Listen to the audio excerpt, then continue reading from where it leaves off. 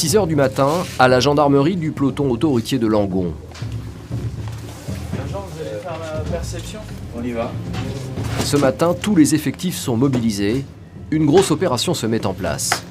1, 2, 3, 4, 5, 6, 7, 8, 9. C'est l'ensemble du matériel nécessaire donc, pour l'opération de ce matin, pour les réservistes qui sont en renfort. Armement, les étuis, les menottes, le bâton. L'autoroute A62 s'étend sur 234 km. Une ligne plus ou moins droite qu'il faut constamment bichonner. Car avec près de 34 000 véhicules la traversant tous les jours à 130 km/h, la route s'abîme vite. Alors, toute une armée œuvre en coulisses pour faire de cette bande bitumée un espace sécurisé. Et parmi ceux qui prennent le plus de risques, les gilets jaunes. Des employés du groupe Vinci qui gèrent l'autoroute. Et sur cette voie très rapide, leurs interventions sont toujours périlleuses. On peut voir la violence du choc en fait. Lui était à l'arrêt, stationné suite à un travail qu'on lui avait demandé de faire. Et c'est au moment où il allait remonter dans son fourgon, il s'est installé au poste de conduite et là, juste à ce moment-là, il s'est fait percuter. Un fourgon arrêté à l'arrêt et un camion qui arrive à 80-90 km/h, voilà ce que ça peut donner. Hein. Voilà. Hein. Ah oui, c'est impressionnant. Malgré les risques, ces hommes sont toujours là pour permettre aux automobilistes de circuler sans encombre. Bonjour, je t'écoute. Oui, bonjour David, je suis parti pour la patrouille secteur Langon. Avec toujours en tête que chaque intervention doit être minutieusement préparée. C'est un métier dangereux et depuis longtemps, on est aussi formé pour ça, pour sans cesse nous dire voilà, il faut faire attention, mais on en a conscience forcément. Dès qu'on monte dans le fourgon, c'est une chose qu'il ne faut pas oublier que notre métier est dangereux et il faut se le rappeler tous les jours, quoi. Car sur la route, le danger, ce sont les autres. Regarde où il roule. Regarde où il roule. Là, il est à cheval, moitié BAU, moitié voie circulée, quoi. Là, c'est vraiment typique de... Là, il y a un fourgon qui stationne pour telle ou telle raison.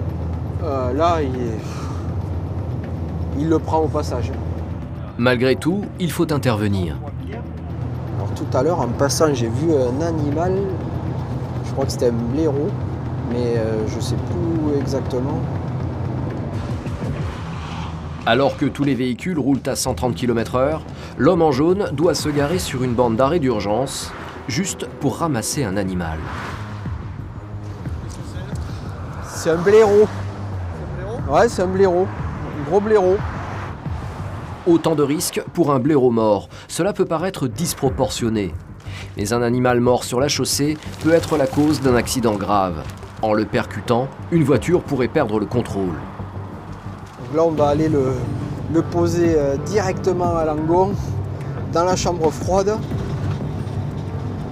Parce que là... L'odeur embaume effectivement tout le camion. Après son passage par la chambre froide, un service d'équarrissage viendra récupérer le corps du blaireau pour l'inhumer. Les gilets jaunes sont donc les travailleurs de l'ombre qui font que sur l'autoroute, tout roule. Ce sont eux aussi qui mettent en place les événements extraordinaires. Comme ce soir, un convoi exceptionnel va devoir traverser les voies. Donc ce soir, le principe, c'est qu'on va poser 2 voies de gauche pour faire traverser à partir de 22 h un convoi exceptionnel de l'accès de service du 37500 nord au 37500 sud. Voilà, donc ce convoi va couper l'autoroute. Au centre de gestion, on prépare l'intervention de ce soir comme un plan de bataille militaire. Rien ne doit être laissé au hasard. Un transformateur électrique de 100 tonnes va devoir traverser l'autoroute. C'est particulier parce que ce convoi exceptionnel ne peut pas passer sur le pont, sur le réseau secondaire, par son poids. Donc on est obligé de le faire traverser l'autoroute perpendiculairement à l'autoroute, d'un accès de service à un autre. C'est à l'aide de jouets pour enfants que la soirée va être répétée. On va faire un bouchon mobile dans le sens 1 et dans le sens 2. Bouchon mobile, je vous rappelle, on donne le go. La gendarmerie, à ce moment-là, bascule sur la voie de droite, laisse partir Jean-Yves jusqu'au dernier véhicule. Et la gendarmerie, elle, une fois qu'elle est dans le balisage, roule à faible allure. L'objectif, bloquer les automobilistes le temps de créer un espace sur les voies. vous serez en protection bouchon, la circulation sera derrière nous. À ce moment-là, Antoine, qui sera avec le major, donnera l'autorisation au convoi de traverser l'autoroute. Si sur le papier l'intervention semble parfaitement rodée, en temps réel, tout est possible. Un accident est vite arrivé. Le risque qu'il peut y avoir, c'est qu'un client nous double au niveau du bouchon mobile, passe devant nous et après on ne sait plus l'arrêter. Si on a lancé le convoi à ce moment-là, le danger qui peut arriver, c'est que le client vienne percuter le convoi. Et ça, pour nous, on ne peut pas se le permettre. 22 heures sur l'A62. C'est ici que va passer le convoi exceptionnel. Comme prévu, les véhicules des gilets jaunes et des gendarmes se mettent en place pour bloquer la circulation. L'énorme remorqueur transportant le transformateur électrique peut traverser l'autoroute dans sa largeur. La société d'autoroute va remettre en place donc, le terre-plein central et une fois que c'est terminé, ils vont enlever la signalisation. En à peine 1 minute, tout est terminé. Le trafic va pouvoir reprendre son cours. 6 heures du matin, à la gendarmerie du peloton autoroutier de Langon.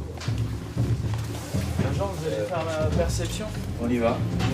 Ce matin, tous les effectifs sont mobilisés. Une grosse opération se met en place. 1, 2, 3, 4, 5, 6, 7, 8, 9. C'est l'ensemble du matériel nécessaire donc, pour l'opération de ce matin pour les réservistes qui sont en renfort. L'armement, les étuis, les menottes, le bâton.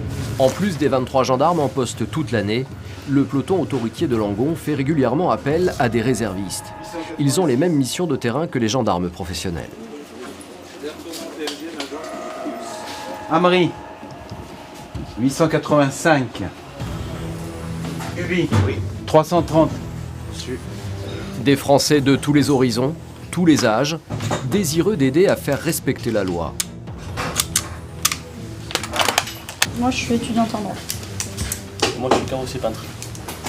Même les femmes y ont leur place, prêtes elles aussi à venir en aide à leurs concitoyens. Pourquoi la gendarmerie?